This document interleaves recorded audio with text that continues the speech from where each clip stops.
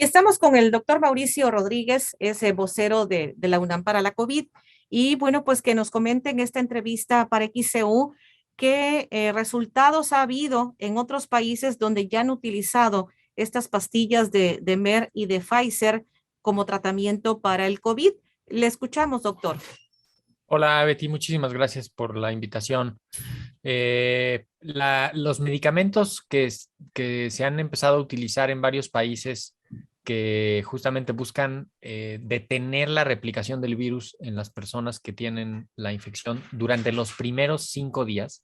Eso es bien importante. Son los medicamentos que se tienen que usar en la etapa súper temprana de la infección. En ambos casos, Eh, con las dos pastillas, tanto con Merck como sí. con Pfizer, tiene que ser en los primeros 5 días. Sí, sí, porque si no, no tiene utilidad.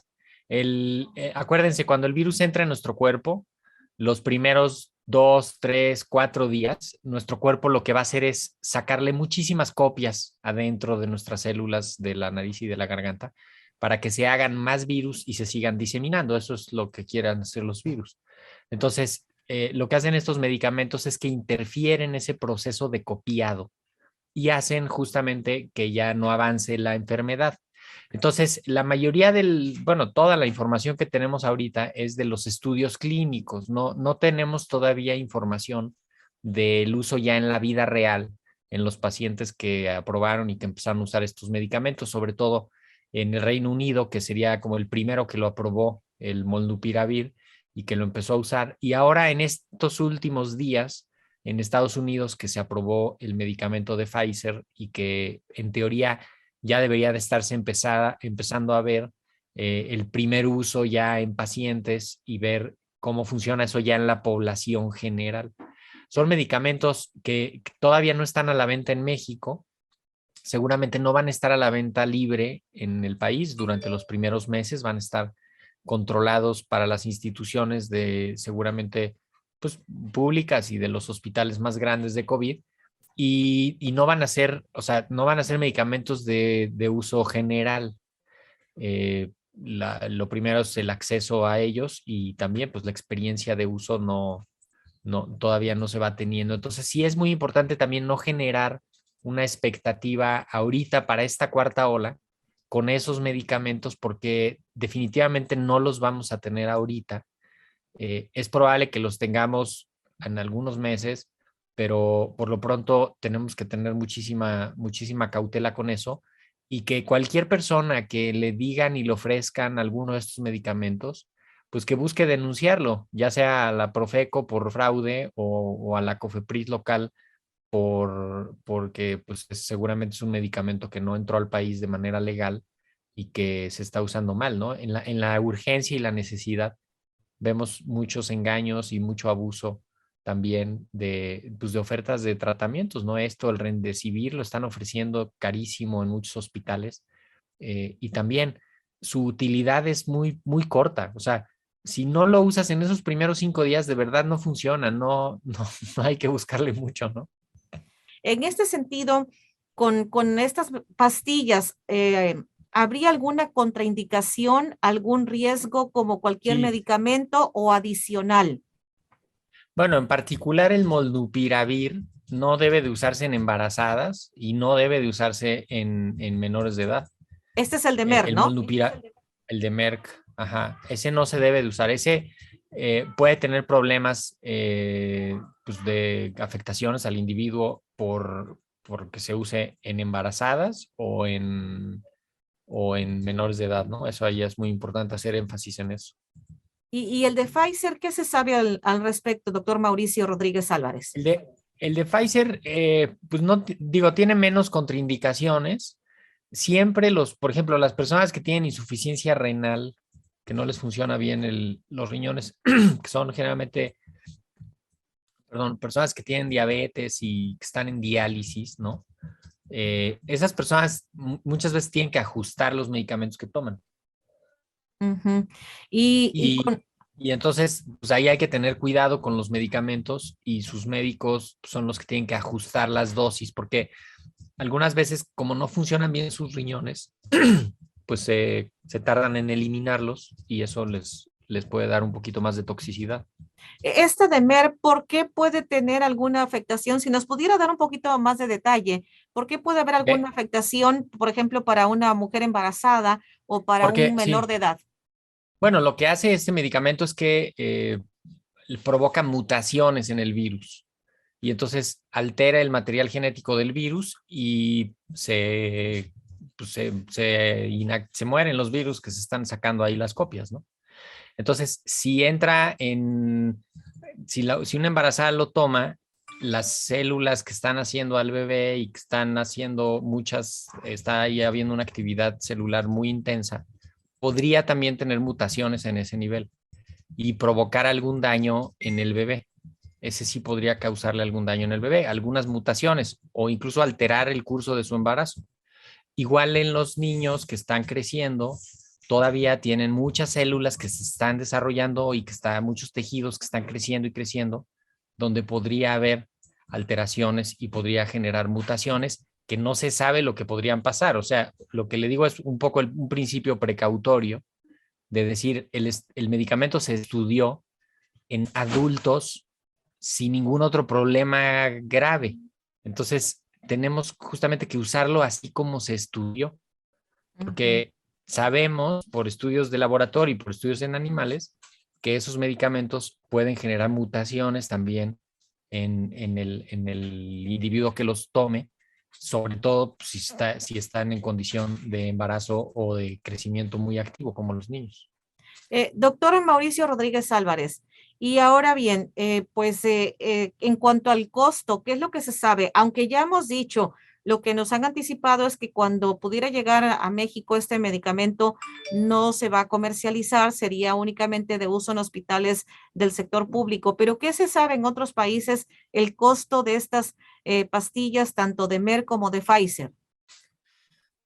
Bueno, los dos laboratorios desde el inicio anunciaron que si bien ellos tendrán su producción con el producto de patente, el que hagan ellos, están haciendo transferencia de tecnología para que otros productores puedan producirlo más barato como genérico en otras partes del mundo. Entonces, eh, por ejemplo, el de Pfizer, que me parece que cuesta como 700, el de Merck cuesta como $700 el original, producido por Merck. Los de patente van a costar como $20, pues es una diferencia importante. Esto, la verdad es que estamos muy lejos de que esto ocurra. Cuando menos en varios meses esto no va a ocurrir. Tienen que ir pasando por la COFEPRIS y entrando a toda la parte regulatoria y acreditando eso. Y eso pues hay que irlo siguiendo como muy de cerca. También creo que en esta parte de emergencia, de solicitud para uso de emergencia, tengo entendido que sí lo van a poder usar los hospitales privados bajo ciertos lineamientos también, porque pues sí están viendo pacientes ellos también, o sea, no sería correcto privarlos de, del acceso a esto y decir que solo va a ser público. Entonces podría ser que ellos hagan una solicitud hacia algún hospital público para que les mande las dosis y las tenga y que no se les puedan vender a los pacientes. Eso es bien importante porque los hospitales privados hacen unos negocios absolutamente desmedidos y cobran las cosas de una manera muy injusta. De hecho, la Profeco se ha tardado en regular eso, ¿no? Te cobran una caja de Kleenex que te ponen en la habitación, te cobran unas pantuflas que no necesitabas, unos medicamentos que no te tenían que dar, y es una cosa que no está bien controlada, ¿no? Quizá los seguros los tratan de controlar un poco, pero es un cobro completamente desproporcionado. Entonces, ahí habría que ver bajo qué lineamientos se mande el medicamento hacia los hospitales privados. De cualquier forma, es un medicamento que está pensado justamente no para hospitales, ¿no? Sino para los pacientes ambulatorios. Entonces, podría ser que en los kioscos, en cuanto te diagnostiquen y vean que vas en tu segundo día, pues en ese mismo momento te den tus, pues creo que son 2 pastillas al día durante 10 días, durante 5 días son 10 pastillas, te dan tu frasquito con tus 10 pastillas y te vas a encerrar a tu casa y te las tomas, ¿no? También eso Habría que ver cómo va a ser la logística de eso, porque pues, es un medicamento que nunca hemos usado. Lo más cercano sería lo de influenza, el oseltamivir de influenza, que ese sí lo venden en las farmacias y que se debe de tomar en las primeras 72 horas, ¿no? Si no se toma en las primeras 72 horas del inicio de síntomas, no funciona de nada. Doctor Mauricio Rodríguez Álvarez, ¿a qué estaría ayudando al paciente el que le den este tipo de pastillas, bien sean las de Merck o las de Pfizer? Como usted está diciendo, los 5 primeros días, ¿qué te ayuda? ¿A que Lo no que, vayas a hospital o a qué? bueno, lo que hace es que detiene la multiplicación del virus en tu cuerpo y entonces tu reacción a la infección va a ser menor, tu enfermedad va a ser menor. Por lo tanto, tu riesgo de hospitalización va a ser menor, tu riesgo de defunción va a ser menor. Entonces, lo más probable es que se quede en una enfermedad ambulatoria leve, sin mayores complicaciones.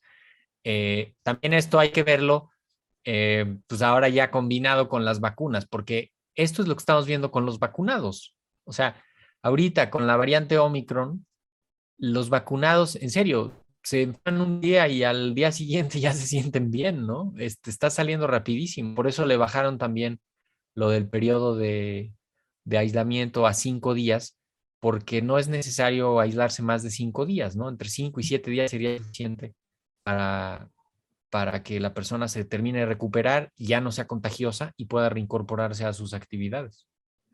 Doctor Mauricio Rodríguez Álvarez, entonces, independientemente de las contraindicaciones que pudiera haber, como ya usted nos ha explicado, esto sí representa pues una esperanza en cuanto a tratamiento para el COVID.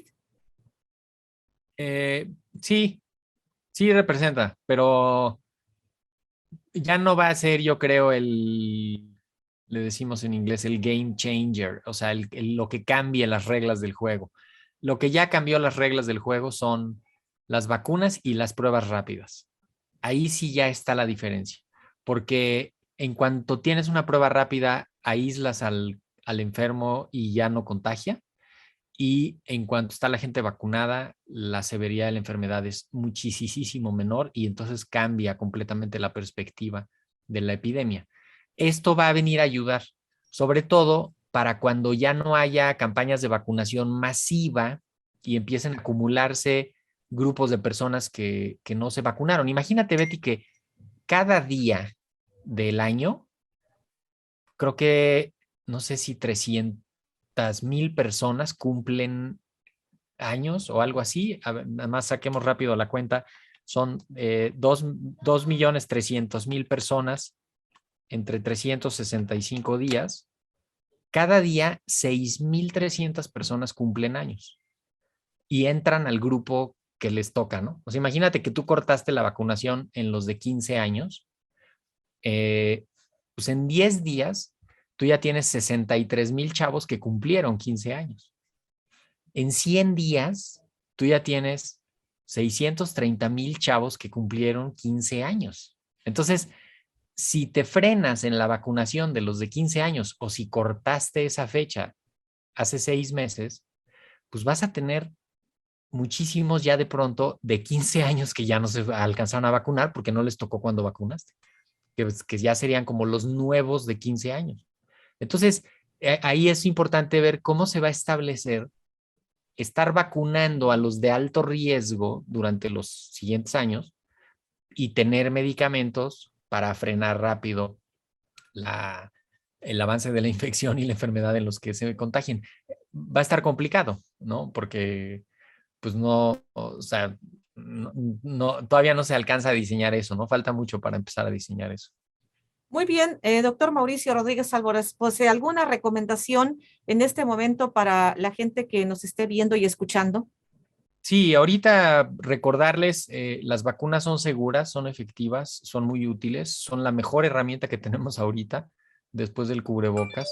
Las vacunas evitan la gravedad de la enfermedad, los cubrebocas evitan los contagios. Entonces, si juntamos las medidas generales para evitar los contagios y aumentamos la vacunación, podemos tener un escenario mucho más favorable. Es importante los que no se han vacunado que se vacunen, los que les están tocando los refuerzos, que se pongan los refuerzos.